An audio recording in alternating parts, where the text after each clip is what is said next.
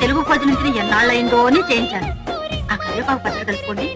ఏమండి, కరివేపాకు అనగానే మా పరిమళ గుర్తుకొస్తోంది. పరిమళ ఎవరు? తెలుసాలా? అయ్యయ్యో, మీతో చెప్పలేదా అండి? మా నాన్నగారు డిఏజీగా పనిచేసేవారు కదండి. అప్పుడు నాకు ఇంకా పెళ్లి కాలేదేమో. మొక్కలు పెంచడంటే మహా సరదాగా ఉండేది. కనకాంబరాలతో పాటు కరివేపాకు మొక్కలు కూడా పెంచారండి. అది నిగనిగలాడుతూ నొన్నగా గుబురుగా గుబ్బుగా పెరిగి ఎంత చక్కగా సువాసనగా ఉండేదండి. అందుకని పరిమళ అని పేరు పెట్టారు. బాగా చెప్పారు. మల్లెపూల కంటే కరివేపాకు ఎక్కువ సువాసన ఉండాలి. మల్లెపూలు అంటే జ్ఞాపకం వచ్చిందండి.